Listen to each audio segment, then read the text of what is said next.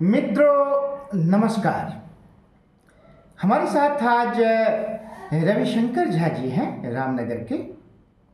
रविशंकर जी, आज हम लोग कोई भूगोल का एक विषय उठा लेते हैं। कौन सा विषय आप ही पसंद कीजिए। आज हम लोग ज्वालामुखी के बारे में कुछ बताना चाहते हैं।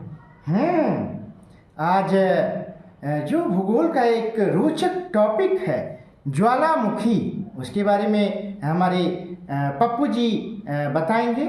सबसे पहले यह बताएं आप कि ज्वालामुखी होता क्या है। ज्वालामुखी जो होता है ना, जो पृथ्वी के अंदर से जो होता है, मैग्मा सबका जो चैम्बर होता है, मैग्मा जो ऊपर निकलती है और धरातल पे जो आती है, ये सभी जो घटना जो होती है, क्रिया होती है, ये ज्वालामुखी कहलाता है। इसके साथ में आपको देखने को मिलेगा, क्या कहते हैं, लावा देखने को मिलेगा, उसके बाद वायु गैस देखने को मिलेगा, उसके बाद वाटर गैस देखने को मिलेगा, बहुत कुछ राख भी देखने को मिलता है। ये सब तमाम क्रिया जो होता है, जो क्या कहते हैं, ज्वालामुखी के अंतर्गत आता है। देखिए, पृथ्वी के जो नीचे है आग्नेय जो चट्टानें हैं, वे पिघली हुई अवस्था में रहती हैं। उस अवस्था का नाम क्या है? मैग्मा। तो मैग्मा का निर्माण क्यों होता है? क्योंकि पृथ्वी के अंदर जो अत्यधिक तापमान होता है, लगभग क्या कहते हैं 900 से 1200 डिग्री सेल्सियस के आसपास में टेम्परेचर होता है। जो दाब भी होता है, प्रेशर भी होता है। वो पर्वत को क्या करता है, पिघला देता है, ठीक ना। और उसके बाद क्या करते हैं, एक पाइपलाइन के द्वारा वो जब नीचे रहती है तरल अवस्था में, है ना, तो वो ऊपर की ओर आना चाहती है, तो एक वेंट होता है, छिद्र होता है। उसी के थ्रू वह धरातल पर ऊंचाई पर आगे बढ़ता है। जब आगे बढ़ता है तो भयानक क्या होता है, विस्फोट होता है ना। तो यही जो क्रियाएं हैं वे ज्वालामुखी क्रियाएं हैं। ज्वालामुखी क्रिया का जब धरातल पर वो जो मैग्मा है जब छितर जाता है तो उसको क्या कहते हैं? लावा कहते हैं। वही लावा जम करके क्या कहते हैं, सिंडर बनता है। जो आगे चल कर क्या कहते हैं, पर्वत का निर्माण लेता है, फिर उसके बाद पठार का निर्माण लेता है, सब कुछ का निर्माण लेता है। इस तरह से ज्वालामुखी का जो मुख होता है उसको क्रेटर कहा गया। कप के आकार का जो छेद होता है, और वही छेद जब बड़ा हो जाता है तब उसको क्या कहते हैं? कॉल्डेरा कहा जाता है ना। कॉल्डेरा कहा जाता है। बड़े आकार के क्रेटर को कॉल्डेरा कहते हैं, है ना।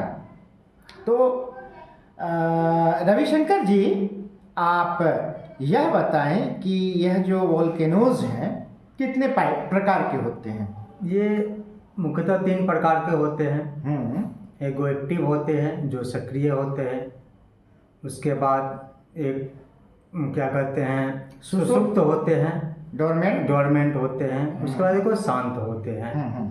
ये 3 प्रकार के शांत अर्थात एक्सटिंक्ट जो होता है, active, dormant and extinct. There are 3 types of volcanoes. तो अब इसके कुछ उदाहरण हैं। बिना उदाहरण के तो यह टॉपिक ही नीरस हो जाएगा। तो इसके जैसे कि सक्रिय का क्या कहते हैं, जो एक्टिव का जो है, जैसे कि आपको इटली में जो इतना है। देखिए, सबसे महत्वपूर्ण तथ्य यह है कि हमारा जो सबसे बड़ा महासागर है प्रशांत महासागर।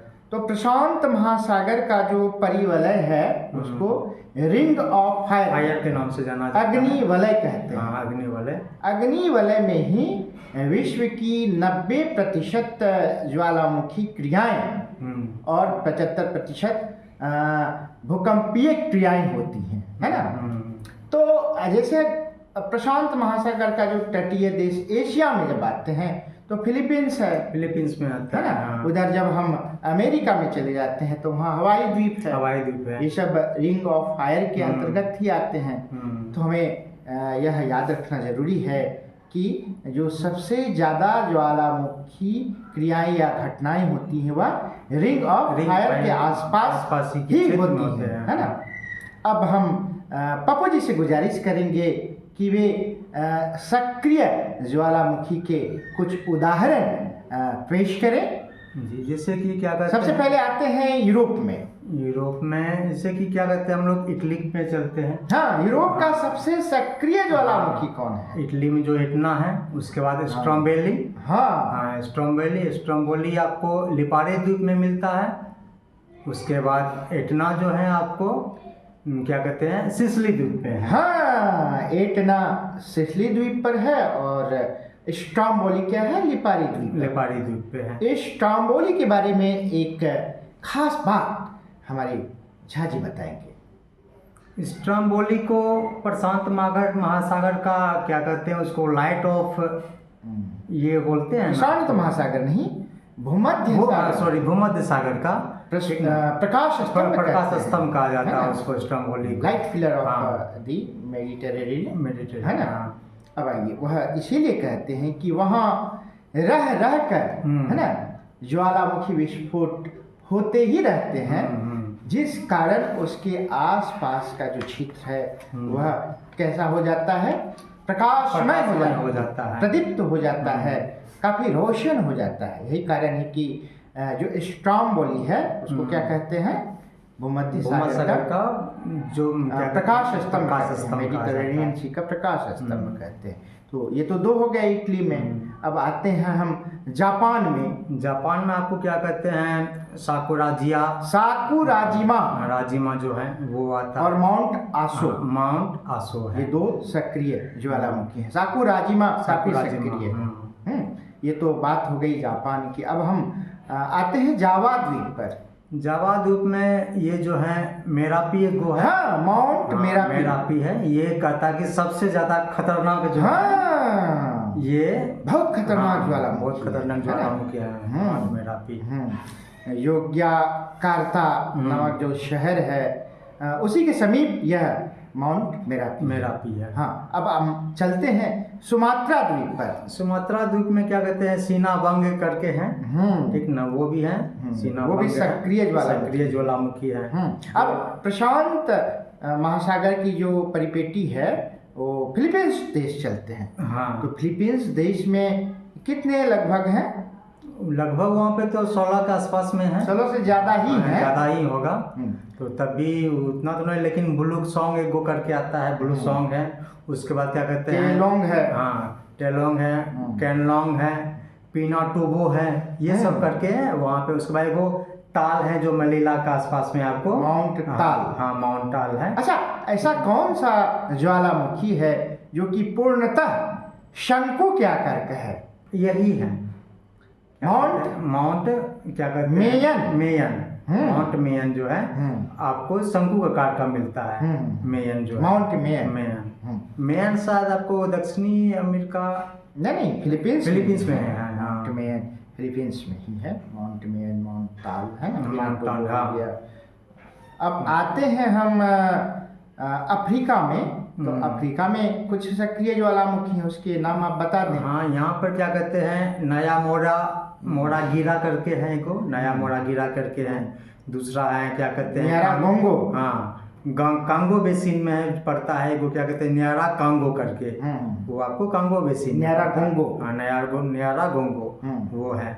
उसके बाद क्या कहते हैं, इथोपिया की तरफ आते हैं तो आटा आले करके हैं, आटा आले, वो आपको इथोपिया में देखने को मिलता है। ये सब आसपास में है। उसका आटा आले को एक है स्मोकिंग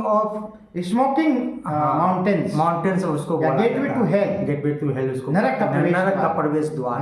हम एक बार क्या कहते हैं वीडियो पे देखा रहता है, कोई यूट्यूबर था, उसी पर नरक का द्वार वाला इथोपिया में। तो बहुत विचित्र चीज वहाँ पर दिखाने को ये भी था। हाँ, इसके बारे में आटा आले के बारे में बताया। अच्छा, चलिए, धरती मतलब राख वहाँ पे निकलता है कुछ किलोमीटर तक, जो है ना, वो लाल कलर का वो जो मैग्मा सब जो जमता है, लावा सब, वो सब दिखाया था उस टाइम में। अटाल है ना, अटाल इथियोपिया में। अच्छा, अब आते हैं कि सबसे विशाल ज्वालामुखी है ना, चलते हैं प्रशांत महासागर की परिपेटी में, रिंग ऑफ फायर में। तो हवाई द्वीप में जाते हैं, उत्तरी अमेरिका में। तो वहाँ दो सबसे चर्चित और सबसे सक्रिय ज्वालामुखी हैं, उन दोनों के नाम आप बता दें। एक मौना लोआ करके हैं, हाँ, हवाई द्वीप पर मौना लोआ, क्या कहते हैं किलायू करके हैं, माउंट किलायू, माउंट किलायू है, किला हुआ है